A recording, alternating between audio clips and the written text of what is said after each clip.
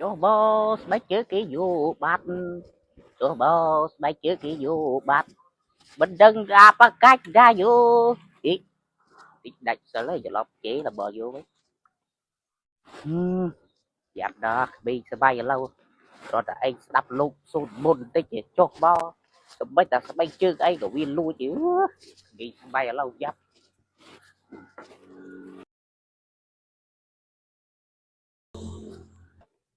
Chúng ta mới được bịa chương bịa thong chứ người ta chụp ta chụp ta Biết cái à cháu á. ta mới ta chương ta anh bịa thong chừng bay chương ta anh tàu này Ồ ta lại tờ đập lục xuống môn nữa á cháu.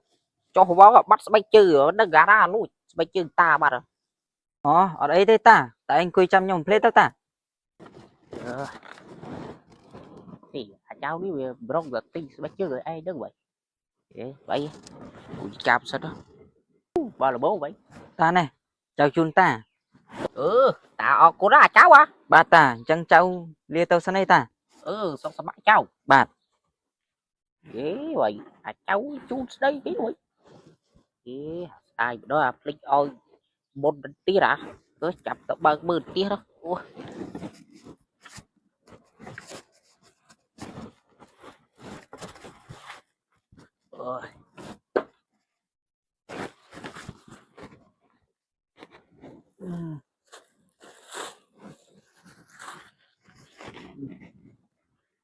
dạ cháu kia ôi bự tinh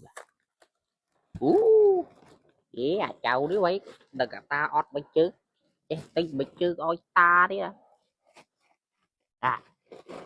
đi bánh chứ ấy cái tụi này ta bị là bánh đấy đấy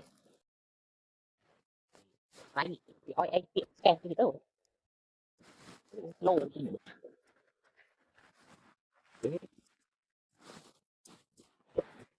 tồn à gần bao nhiêu tiền thọ đấy cái không bắt đây đã đi đồ bơ vào hiên cái sao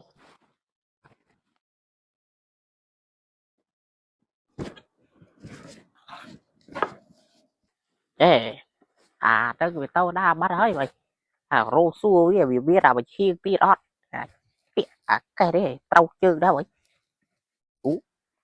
cái gì dạ tôm tao vậy gì đồ mà cái gì mùi bếp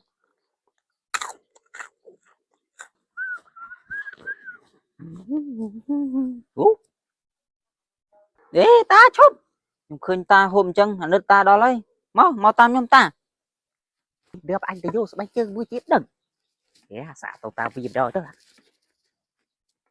ta mới lên ta đi ta ta tấu trong ta đi ta để bắt con e chơi tên nào vậy cho con e thua say nó con ơi còn một can vi con vì cắt chúa tê ta má tê cho một gai đi ai chu ta vì đai đấy cho